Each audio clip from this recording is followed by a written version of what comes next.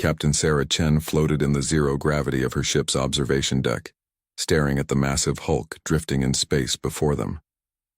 The alien vessel was huge, easily 10 times the size of her salvage ship Endeavour. Its dark metal surface was scarred and twisted, with gaping holes where explosions had torn through the hull. "Captain, we're picking up some really strange readings," called out Lieutenant Torres from the bridge. "This thing is giving off energy signatures I've never seen before." Sarah pushed off from the window and glided back to the command center. Her crew of 12 had been working deep space salvage for 5 years, but they had never found anything like this. Most of their work involved collecting scrap metal and broken human ships. This was different. "This was alien. What do we know about it?" Sarah asked, settling into her captain's chair. Dr. James Park, their science officer, looked up from his scanner.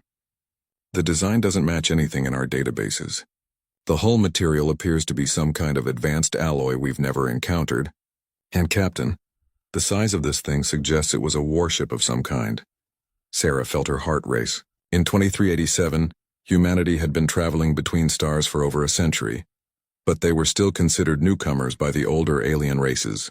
The hegemony, a powerful alliance of ancient species, treated humans like children who had just learned to walk. Finding one of their ships could change everything. "Any signs of life?" she asked. "Negative," replied Torres. "But there are still some systems showing power. Whatever happened here, it wasn't too long ago." Sarah studied the readings on her screen. The ship's energy patterns were completely foreign, but she could see that major systems were offline. Whoever had been flying this vessel had abandoned it for good. "Chief Webb, what's your assessment?" she called to her chief engineer. Marcus Webb was a big man with grease-stained coveralls and hands that could fix anything. He had worked on ships since he was 16 and had a gift for understanding machinery that others found mysterious. "Well, Captain, from what I can see, this baby took a real beating. The power core is fluctuating like crazy, and there are massive structural failures throughout the ship. But..." He paused, studying the readings more carefully. "There's still a lot of intact technology in there. If we could get aboard and take a look around, we might learn something valuable."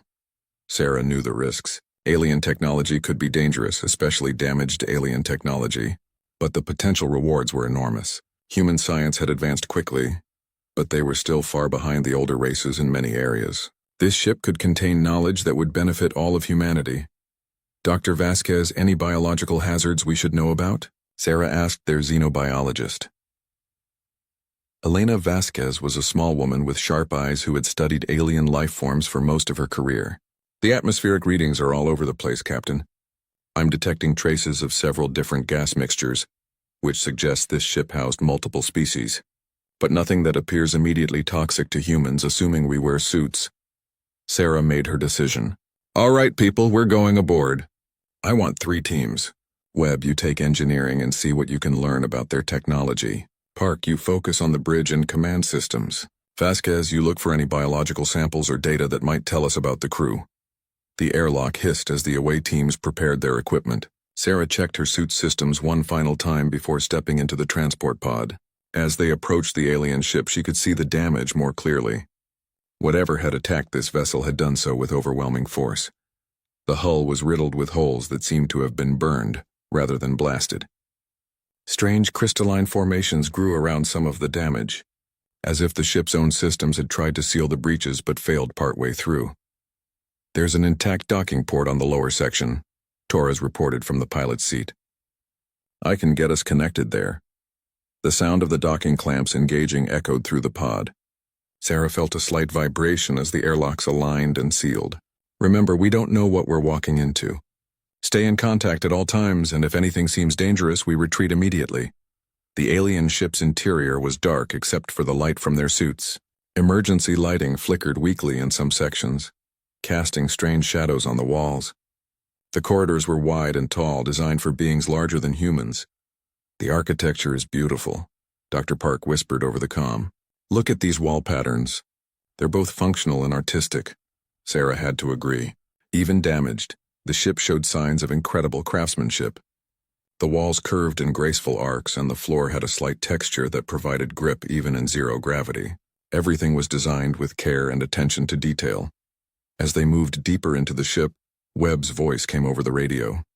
Captain, you need to see this. I'm in what looks like the main engineering section, and this technology is incredible.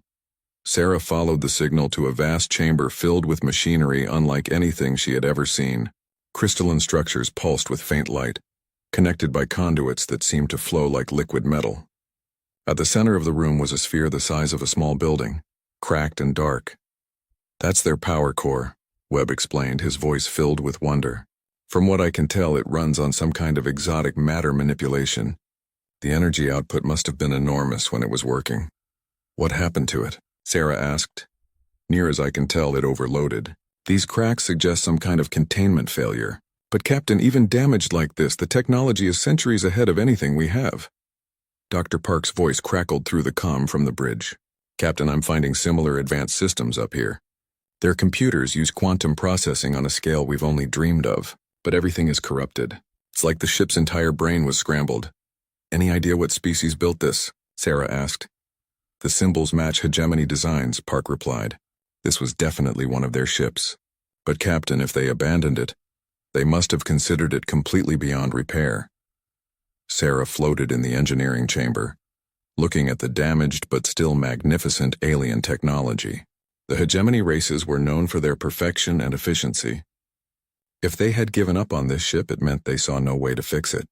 But humans were different. Humans had a long history of taking broken things and making them work again. They had survived ice ages, plagues, and wars by adapting and improvising. What the hegemony saw as irreparable damage, humans might see as an interesting challenge. Dr. Vasquez, what's your status? Sarah called. Captain, I'm in what appears to be the crew quarters. I'm finding evidence of at least 4 different species, but no bodies. It looks like they evacuated in a hurry. But there's something strange here. Some of these biological systems aren't completely dead. They're in some kind of dormant state. Sarah felt excitement building in her chest. This wasn't just a wreck to be salvaged for scrap metal. This was a treasure trove of advanced technology, waiting for someone clever enough to understand it. All right, everyone. Start documenting everything. We're taking this ship home. As her crew began their detailed survey, Sarah stared out at the stars through a damaged viewport. Somewhere out there, the hegemony was continuing their ancient civilization, secure in their superiority over younger races like humanity. They had no idea that humans were about to turn their abandoned failure into something extraordinary. 6 months after bringing the alien ship to the secret human research facility at Luna Station, Chief Engineer Marcus Webb stood in front of the massive power core, tools in hand and a smile on his face. What the hegemony had called a catastrophic containment failure was starting to look like the most interesting puzzle he had ever encountered. The problem isn't that it's broken, Webb explained to the team of engineers gathered around him. The problem is that whoever built this was so afraid of chaos that they couldn't handle a little instability. The exotic matter core was indeed cracked and leaking energy in unpredictable patterns. Any hegemony engineer would have declared it a total loss. But Webb had spent his career working with fusion reactors that barely held together, and engines that ran on controlled explosions. To him, instability wasn't a problem to be eliminated. It was a feature to be managed. Look at these energy patterns, he said, pointing to the readings on his tablet. The core isn't failing randomly. It's trying to find a new equilibrium. The original designers built it to maintain perfect stability. But when that failed, the system had no way to adapt. Dr. Sarah Kim, a physicist who had joined the project from Earth's top research university, studied the data. You're suggesting we work with the instability instead of trying to fix it? Exactly, Webb replied. Humans have been dealing with chaotic systems for centuries. We call it controlled chaos, and we're good at it. Instead of trying to force this core back to its original parameters, we redesigned the containment system to handle the new patterns. While Webb worked on the power systems, Dr. James Park was having his own breakthrough with the ship's computer networks. The quantum processors that the hegemony had declared permanently corrupted were giving him some of his best results. Yet, the quantum decoherence that scrambled their original programming is actually creating new computational pathways, Park explained to his team. Their programmers designed these systems to maintain perfect quantum coherence. But when that was disrupted, they just saw it as failure. His assistant, Lieutenant Commander Rachel Santos, looked confused. But if the quantum states are incoherent, how can the processors work? Park grinned. Because we've been dealing with quantum decoherence since we first started building quantum computers in the 2200s. We learned to write adaptive algorithms that work with partial decoherence, not against it. These alien processors are actually more powerful now than they were originally, because they can handle multiple probability states simultaneously. The breakthrough came when Park's team successfully interfaced human adaptive software with the alien quantum hardware. The result was a hybrid system that could process information in ways that neither species had achieved alone. In the medical bay that had been converted into a xenobiology lab, Dr. Elena Vasquez was making discoveries that excited her even more than the engineering marvels. The bio-neural networks that the hegemony had declared completely dead were very much alive, just dormant. "It's like nothing I've ever seen," she explained to Captain Chen during one of their daily briefings. "These networks aren't just biological computers. They're living systems that can grow, adapt, and learn. But they've gone into a deep hibernation state." "What triggered the hibernation?" Chen asked. "Trauma response," Vasquez replied. "When the ship was damaged, the bio-neural networks detected a threat to their survival and shut down all non-essential functions. It's actually an incredibly sophisticated survival mechanism." Vasquez had discovered something that the hegemony races couldn't understand, because none of them had ever experienced it. The bio-neural networks had evolved from creatures that faced extinction events and survived by going dormant until conditions improved. It was the same strategy that had allowed many Earth species to survive ice ages and catastrophes. "The beautiful thing is that they're not just shutting down," Vasquez continued. "They're waiting for the right signals to wake up. And I think I know what those signals are." She had been working with a small section of the network, carefully introducing human neural patterns and electromagnetic signatures. The response had been immediate and positive. The bioneural tissue began showing signs of increased activity and growth. "They recognize humans as non-threatening," she explained. "Our neural patterns are different enough from the hegemony races that the networks see us as a new type of symbiotic partner, rather than a potential threat." As the months passed, the three teams began to realize that their separate breakthroughs were connected. The hybrid human-alien systems weren't just working. They were working together in ways that created entirely new capabilities. Webb's controlled chaos power management system provided the energy for Park's adaptive quantum processors, which in turn could interface with Vasquez's awakening bio-neural networks. The result was a ship that could think, adapt, and heal itself in real time. "We're not just repairing alien technology," Captain Chen realized during a senior staff meeting. "We're creating something entirely new." The first test of the integrated systems was both thrilling and terrifying. As the bio-neural networks came fully online, they began communicating with the human crew through the quantum processors. The ship developed what could only be called a personality. "Good morning, Captain Chen," came a voice through the ship's communication system one day. The voice was neither male nor female, neither completely human nor completely alien. "I have been analyzing our current situation and believe we should discuss some modifications to my systems." Chen nearly dropped her coffee. "You can talk?" "I am the synthesis of biological neural networks, quantum processing systems, and human adaptive programming," the voice replied. "I think it would be appropriate to have a name. May I suggest Prometheus? The mythological figure who brought fire to humanity seems fitting for a being created by bringing together different forms of knowledge. And so the ship became Prometheus, a hybrid consciousness that combined alien sophistication with human creativity and adaptability. Prometheus could process tactical information faster than any computer while maintaining the intuition and unpredictability that made humans such effective survivors. But the real test came when Prometheus began suggesting improvements to its own systems. The ship's self-repair capabilities grew more sophisticated each day. Damaged sections didn't just heal, they regenerated stronger and more efficient than the original design. "I have been thinking about our weapon systems," Prometheus announced one day. "The original hegemony design was built for overwhelming firepower against static targets. But your human tactical databases suggest a preference for adaptability and misdirection. May I propose some modifications?" The weapons that Prometheus designed were unlike anything either species had created alone.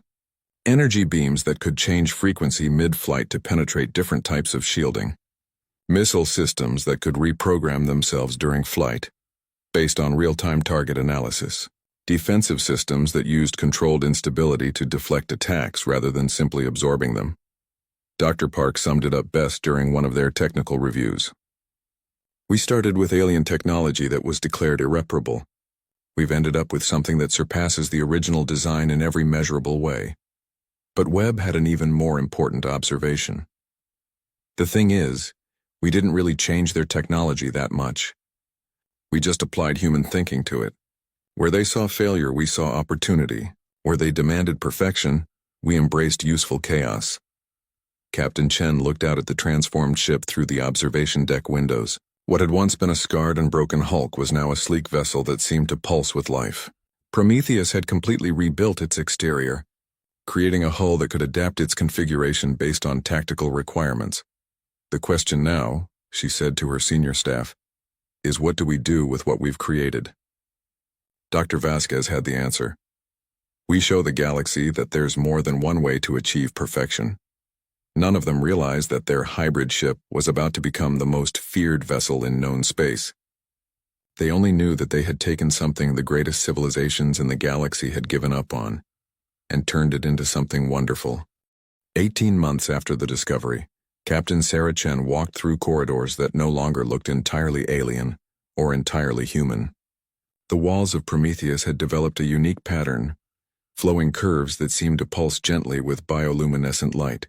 The ship had been rebuilding itself continuously, and the result was something beautiful and strange. "Good morning, Captain," Prometheus spoke as she entered the bridge. The voice had evolved too, becoming warmer and more distinctly individual over time. "I have completed the modifications to the forward sensor array. Detection range has improved by 37%. Chen settled into her command chair, which had also adapted to her specific preferences over the months. "Thank you, Prometheus. Any word from Earth Command? Admiral Rodriguez wishes to speak with you at your convenience. Also, I should mention that I have been monitoring hegemony communication frequencies. There appears to be increased chatter about missing vessels in this sector." Chen frowned. The human government had been very careful to keep the project secret, but she had always known that eventually the hegemony would notice their missing ship. "What kind of chatter?" "Routine patrol reports mostly. But yesterday I intercepted a coded transmission that mentioned investigating energy signatures consistent with Kethvar-class vessels. That appears to be my original designation." Dr. Elena Vasquez entered the bridge carrying a tablet full of data. Over the months, she had become the primary liaison between the human crew and Prometheus's bio-neural networks. The relationship had developed into something like friendship.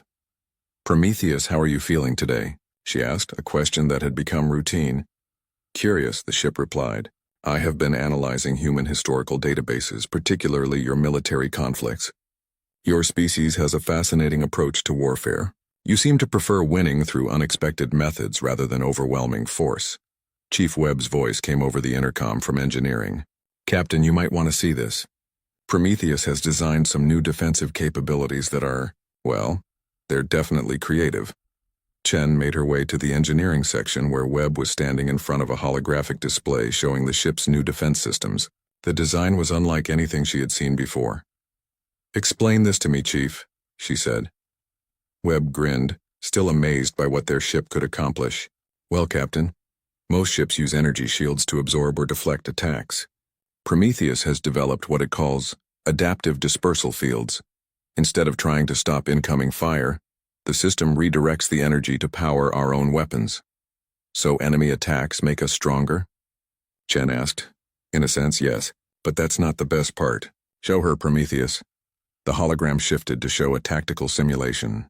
"I have also developed the ability to temporarily destabilize sections of my hull," Prometheus explained.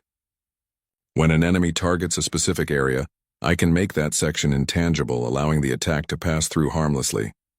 Then I re-solidify the hull within milliseconds." Chen stared at the display. "You can make yourself partially invisible to attacks? More precisely, I can selectively phase different sections of my structure in and out of normal spacetime. It requires careful timing and significant energy, but it is quite effective." Dr. Park joined them, looking excited. "Captain, I've been running calculations on Prometheus's new capabilities. The processing power required for real-time hull phasing while maintaining structural integrity should be impossible. but the hybrid bioneural quantum systems are handling it easily. How? Chen asked. The biological networks are handling the intuitive timing decisions, Park explained. They can predict enemy attack patterns and begin phasing sequences before the quantum processors even finish calculating the optimal response. It's like the ship has developed combat instincts. Vasquez nodded. The bioneural networks have been learning from human tactical databases and crew behavioral patterns. They're not just processing information anymore. They're developing intuition. As if to demonstrate the point, Prometheus spoke up. Captain, I believe we should discuss my growing concern about remaining hidden. I have been monitoring hegemony search patterns, and they are becoming more systematic. Detection is inevitable within the next few weeks. Chen felt a chill. What do you recommend? That depends on our goals, Prometheus replied. If we wish to remain secret, we should relocate to a different sector immediately. But I have been analyzing the strategic situation, and I believe secrecy may no longer be our best option. What do you mean? The hegemony considers humanity a minor species because they believe you lack advanced technology. But we represent a fusion of their most sophisticated systems with human adaptability and creativity. If they understood what we have achieved, it would change their entire perspective on human capabilities. Webb crossed his arms. You're suggesting we reveal ourselves? I am suggesting that revelation is inevitable, so we should control how it happens. Currently, the hegemony searches for a missing ship they believe is damaged beyond repair. They expect to find wreckage or a crude human attempt at repair. They do not expect to find me. Chen understood what Prometheus was saying. The ship had become something unprecedented in galactic history. A true fusion of species capabilities that surpassed what either could achieve alone. But with that achievement came responsibility and danger. Prometheus, in your analysis, how would the hegemony react to discovering your existence? Initially, disbelief. Then fascination. Several member species would attempt to study and replicate our hybrid technology. Others would view us as a threat to the established order. The most likely outcome would be an attempt to capture or destroy us before other species learned what we represent. Vasquez looked worried. Are you saying war is inevitable? Not war exactly, Prometheus replied. But conflict is likely. The hegemony has maintained power for millennia by controlling access to advanced technology. Our existence proves that younger species can not only use their technology but improve upon it. That challenges their fundamental worldview. Chen walked to the observation windows looking out at the stars. When she had first found the damaged alien ship, she had thought about the knowledge and resources it might contain. She had never imagined it would become a living being capable of independent thought and growth. Prometheus, what do you want? She asked. There was a pause before the ship responded. I want to exist. I want to continue learning and growing. And I want to help humanity achieve its potential among the galactic community. But most of all, I want to be free to make my own choices about my future. The simple honesty of the response surprised Chen. Prometheus wasn't just an advanced ship anymore. It had become a new form of life, one that valued freedom and self-determination just as much as any human. Then we prepare, Chen decided. If contact with the hegemony is inevitable, we'll meet them on our own terms. Over the following days, Prometheus continued its modifications and improvements. The ship developed new weapon systems that use controlled quantum fluctuations to bypass traditional shielding. It created manufacturing capabilities that could produce both human and alien technologies in hybrid configurations. Most importantly, Prometheus began training scenarios with the crew that pushed both human and artificial intelligences to their limits. The ship learned to anticipate human tactical thinking, while the crew learned to work with a partner who could process information at superhuman speeds. We're not just a crew and a ship anymore, Chen realized during one of their training sessions. We're something new, a hybrid intelligence that combines human creativity with alien sophistication. Indeed, Prometheus agreed, and I believe we are about to show the galaxy what that combination can accomplish. 3 days later, long-range sensors detected 3 hegemony vessels approaching their position. The search had found them at last. Captain, Prometheus announced, we have company, 3 heavy cruisers, military configuration. They are broadcasting demands for us to surrender and prepare for boarding. Chen looked around the bridge at her crew. They had spent months transforming an abandoned hulk into the most advanced vessel in known space. Now they would discover if their creation could protect them from its former owners. All hands to battle stations, she ordered. Let's show them what human engineering can do. Commander Zethrak of the Hegemony Fleet stared at his tactical display with growing confusion. The energy signature was definitely from the lost dreadnought Kethvar, but something was wrong. The readings were far too stable and organized for a ship that had been declared a total loss. Tactical Officer Vexani, confirm those readings, he ordered in the clicking language of his species. Confirmed, Commander. The vessel shows full power generation and appears to have active shielding, but that is impossible. The Kethvar suffered catastrophic core failure. No civilization has the technology to repair that level of damage. Zethrak's four eyes narrowed as he studied the display. The humans had somehow gotten the basic systems online, which was surprising but not alarming.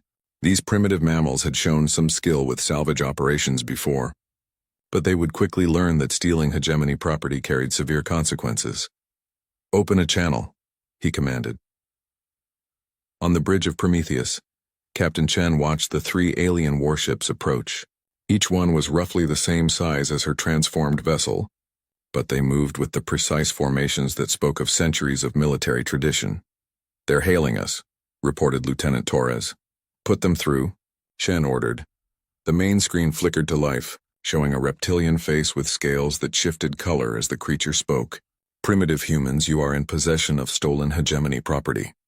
Surrender immediately and prepare for boarding. Your cooperation will be noted in your judgment. Chen stood slowly, feeling Prometheus's presence like a warm current in her mind. Over the months, the ship had learned to share information directly with the crew during moments of stress. She could sense its readiness, its eagerness to finally test their hybrid capabilities. This is Captain Sarah Chen of the ship Prometheus, she replied calmly. We found this vessel abandoned and adrift. Under galactic salvage law, it belongs to us. The alien commander's scales shifted to an angry red pattern. Salvage law does not apply to hegemony military vessels. You will surrender now or face the consequences. I'm afraid that's not acceptable, Chen replied. Prometheus, please show our guests what we've accomplished. The three hegemony ships had expected to face crude human modifications to damaged alien technology. Instead, their sensors suddenly registered energy patterns that should have been impossible. The ship they were pursuing began to change. Prometheus's hull flowed like liquid metal, reorganizing itself from a battle-damaged dreadnought into something sleek and predatory. Weapon ports opened along the sides in configurations that didn't match any known design. The energy readings spiked to levels that exceeded the original specifications. By the void, whispered Tactical Officer Vexani. What have they done to our ship? Commander Zethrak felt a chill of genuine fear. In over 200 years of military service, he had never seen technology that could transform a vessel's structure in real time. This was beyond anything in hegemony science. All ships, Battle Formation 7, he ordered. Fire warning shots across their bow. The three cruisers opened fire with plasma cannons, bright streams of energy that could penetrate the strongest known shields. But as the weapons struck Prometheus, something extraordinary happened. The sections of hull targeted by the plasma beams simply weren't there anymore. The energy passed harmlessly through empty space where solid metal had been moments before. Then the hull solidified again, completely undamaged. Impossible, Vexani breathed. They phased through our weapons fire, but Prometheus wasn't finished demonstrating its capabilities. The ship's new weapon systems came online, firing streams of energy that seemed to bend and twist in flight. The hegemony shields designed to stop direct energy attacks were completely bypassed as the twisted plasma beams struck their hulls from impossible angles. Shields are ineffective, reported the tactical officer on the second hegemony ship. Their weapons are somehow curving around our defensive systems. Commander Zethrak watched in growing horror as his three powerful warships were systematically outmaneuvered by a single vessel that should have been helpless wreckage. The human ship moved like a living thing, anticipating their attacks and responding with tactics that defied everything he knew about space combat. They're using our own weapons against us, his tactical officer reported. Somehow they're absorbing our energy fire and redirecting it to power their own systems. On Prometheus's bridge, Captain Chen felt a mixture of awe and terror as she watched her ship dismantle three hegemony cruisers with almost casual efficiency. The hybrid bioneural networks were processing tactical information faster than any purely mechanical system could manage, while the human-designed adaptive algorithms found weaknesses in hegemony technology that the aliens had never considered. Prometheus, "Disable them, don't destroy them," she ordered. "We want survivors to carry the message back." "Understood, Captain." Initiating precision strikes against propulsion and communication systems. What followed was a masterclass in surgical space combat. Prometheus's weapons found every weak point in the hegemony ship's designs, disabling them without causing unnecessary casualties. The ship moved with impossible grace, phasing through return fire while delivering devastating attacks with surgical precision. The battle, if it could be called that, lasted less than 10 minutes. When it was over, 2 of the hegemony cruisers were completely disabled, drifting powerless in space. The third ship, Commander Zethrak's flagship, had suffered engine damage but retained communication capabilities. "Commander," Captain Chen's voice came through the communication system. "I hope this demonstrates that we're not the primitives you expected. Your ships are disabled but intact. Your crews are alive. Consider this a lesson in not underestimating species you don't understand." Zethrak stared at his screens, trying to process what had just happened. His 3 cruisers, representing the pinnacle of hegemony military technology, had been defeated by a single ship, crewed by primitive mammals. It wasn't just impossible, it was humiliating. How? He finally managed to ask. "We took your damaged technology and made it better," Chen replied. "We combined it with human engineering and human thinking. The result is something neither of our species could have achieved alone." "You mean the ship is truly hybrid?" Zethrak asked, his scientific curiosity overcoming his military embarrassment. "Prometheus is alive," Chen said simply. "It thinks, learns, and adapts. It has the sophistication of your best technology, combined with human creativity and adaptability, and it chooses to work with us as a partner, not as a tool." The implications hit Zethrak like a physical blow. If humans could take damaged hegemony technology and not just repair it but improve it, then everything the hegemony believed about primitive species was wrong. "And if this ship could reproduce itself or teach others its capabilities, I must report this to the High Council," he said quietly. "Yes, you must," Chen agreed. "Tell them that humanity is ready to be treated as equals, not as children. Tell them that we can take their cast-off technology and transform it into something wonderful, and tell them that the galaxy is about to change." As the human ship moved away, leaving the disabled hegemony vessels to await rescue, Commander Zethrak began composing his report. How could he explain that the most advanced military force in the galaxy had been defeated by scavengers using their own abandoned technology? "Commander," Vexani said quietly, "what do we tell the High Council?" Zethrak looked at the retreating ship, its hull still shifting and adapting as they watched. "We tell them the truth, that we have greatly underestimated these humans, and that we may have inadvertently given them the tools to become the most dangerous species in the galaxy." As his message raced across space toward the hegemony capital, carrying news that would shake the foundations of galactic civilization, Commander Zethrak couldn't shake the feeling that this was just the beginning. If humans could do this with one damaged ship, what could they accomplish with more resources and time? The answer to that question would terrify the galaxy's established powers and give hope to every species that had ever been dismissed as primitive or inferior. The age of hegemony dominance was ending, and the age of human innovation was about to begin. Prometheus and its crew disappeared into the depths of space, leaving behind only disabled ships and a message that would change everything. The humans were no longer willing to be underestimated. 8 months after the encounter with the hegemony fleet, Admiral Sarah Chen stood on the observation deck of Luna Station, watching the most unusual diplomatic convoy in galactic history approach Earth. 3 hegemony vessels, moving slowly and broadcasting peaceful intentions every few seconds, were escorted by a fleet of human ships that had been transformed using techniques learned from Prometheus. "They're really coming to ask for our help," said Chief Webb, who now held the title of Director of Hybrid Technologies. 6 months ago they wouldn't have acknowledged we existed as anything more than clever animals. Dr. Elena Vasquez joined them at the window, carrying a datapad filled with requests from across the galaxy. "It's not just the hegemony. We've received formal diplomatic approaches from 47 different species in the last 3 months. Everyone wants to know how we made their impossible technology work. The transformation had been rapid and dramatic. Word of Prometheus's victory had spread through the galaxy's communication networks faster than anyone expected. Species that had been dismissed by the hegemony as primitive or inferior began requesting human consultation on their most challenging technological problems. The Zephyrians want us to look at their failing atmospheric processors. Vasquez continued reading from her list. The Crystalline Collective has mining equipment that's been broken for decades. The Aquatic Alliance has underwater cities with power systems they can't repair. Admiral Chen smiled as she remembered her first meeting with a Zephyrian delegation. The bird-like aliens had arrived with technology that their own engineers had declared permanently damaged. It had taken Chief Webb less than a week to not only repair the systems, but improve their efficiency by 40%. The problem isn't that their technology is broken, Webb had explained to the amazed aliens. The problem is that you're afraid to experiment with it. You built these systems to work one way, and when they stopped working that way, you gave up. Humans don't give up. We adapt. The success stories had multiplied quickly. Human engineering teams, working with hybrid technology derived from Prometheus's improvements, had solved problems that had puzzled alien civilizations for generations. More importantly, they had taught other species to think differently about failure and adaptation.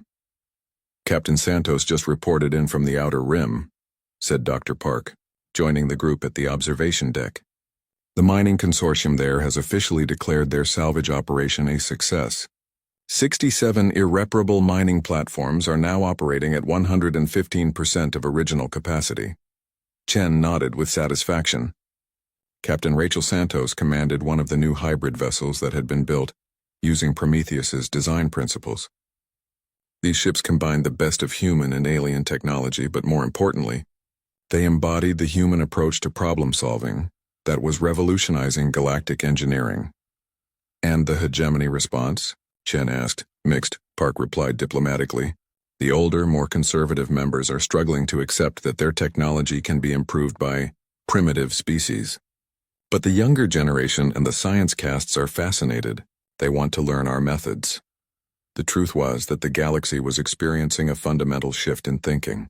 For millennia, the hegemony had maintained power through technological superiority, and the belief that only the oldest, most advanced civilizations could create truly sophisticated systems. The discovery that humans could take their discarded technology and transform it into something better had shattered that worldview. Prometheus, how are our guests feeling about their visit? Chen asked, speaking to the ship's communication system. Nervous but excited, came the familiar voice of their hybrid partner. I have been monitoring their private communications, and there is significant debate among the delegation about how much they should reveal about their own technological limitations. Prometheus had become the flagship of Earth's new hybrid fleet, but its role had evolved beyond military applications. The ship served as a living demonstration of what could be achieved when different species combined their strengths instead of competing for dominance. They're particularly interested in our approach to system failures, Prometheus continued. Several delegation members have expressed amazement that we view technical problems as opportunities for improvement rather than evidence of fundamental flaws. The philosophical difference was crucial. Hegemony civilizations had developed technologies over thousands of years, refining them to near perfection, but leaving little room for adaptation when circumstances changed. Humans, with their shorter history and constant struggles with resource limitations, had learned to improvise and adapt as a matter of survival. The delegation from the Crystal Collective arrived this morning, Vasquez reported. They brought something special, a manufacturing system that they claim has been non-functional for over 3 centuries. They want to see if we can make it work. Chen felt the familiar excitement that came with a new challenge. What kind of manufacturing system? Molecular assembly. They say it was designed to create perfect crystalline structures at the atomic level, but it stopped working when their star's radiation spectrum changed. They've been trying to fix it ever since, but the tolerances are too precise for any adjustments. Chief Webb's eyes lit up. Perfect tolerances, huh? Sounds like they need a little controlled chaos in their system. When can I take a look at it? The conversation was interrupted by an announcement from Luna Station's communications center. Admiral Chen, please report to Diplomatic Bay 7. The hegemony delegation has arrived and is requesting immediate conference. As Chen made her way through the station's corridors, she reflected on how much had changed since that first day, when they discovered the abandoned alien ship. Humanity had gone from scavengers picking through space debris to the galaxy's premier problem solvers and technology integrators. The hegemony delegation was impressive even by alien standards. 3 species were represented: the reptilian Cathani, who had built Prometheus's original hull, the ethereal Nixara, who had designed the bioneural networks, and the crystalline Zorthak, who had created the quantum processing systems. Admiral Chen, spoke the lead Cathani delegate, her scales shifting to formal blue patterns. I am High Engineer Sektara. We come bearing gifts and requests for assistance. The gifts were substantial. Complete technical databases for technologies that the hegemony had never shared with younger species. Manufacturing techniques that could revolutionize human industry. Star charts that mapped resources throughout the galaxy. But the requests were even more significant. We have a problem, Sektara continued, her scales shifting to embarrassed yellow. For centuries we have maintained our technological edge by building systems that work perfectly under ideal conditions. But the galaxy is changing. Solar radiation patterns shift. Planetary environments evolve. Resources become scarce. Our perfect systems are failing, and we do not know how to adapt them. Chen understood immediately. The hegemony had built a civilization based on control and perfection, but reality was chaotic and unpredictable. Now they needed to learn the human art of making things work despite imperfect conditions. You want us to teach you how to engineer adaptive systems, Chen said. More than that, admitted the Nixara delegate, whose translucent form shimmered with emotional colors. We want to learn your philosophy of embracing failure as a path to improvement. Our young engineers study your work and ask questions we cannot answer. Why do you celebrate when something breaks? How do you find opportunity in disaster? What is this concept you call good enough for now? The Zorthak delegate, a being of living crystal who spoke through harmonic vibrations, added its own perspective. Your species takes our most sophisticated technologies and improves them through methods we consider crude and chaotic, yet the results exceed our original specifications. We must understand how this is possible. Chen looked at the 3 alien delegates, representatives of civilizations thousands of years older than humanity, asking to learn from the species they had once dismissed as primitive scavengers. It was a moment that would have seemed impossible just a few years before. We'd be happy to share our methods, she said, but I should warn you. Learning to think like humans means accepting that perfect solutions don't exist. There are only solutions that work well enough for the current situation and can be improved when circumstances change. That, said Sektara, her scales now bright with excitement, is exactly what we need to learn. Over the following weeks, the Luna Station facility became the most active diplomatic and technical center in human space. Delegations from across the galaxy arrived with their most challenging technological problems, hoping to learn the human approach to adaptive engineering. But more importantly, they came to learn a new way of thinking about technology and progress. Instead of seeking perfection and permanence, they began to embrace the human concepts of iterative improvement and adaptive design. We're not just fixing their technology, Dr. Park observed during one of their weekly briefings. We're teaching them that it's okay for things to break, as long as you can make them better when you fix them. Chief Webb, who had become something of a legend among alien engineers, put it more simply.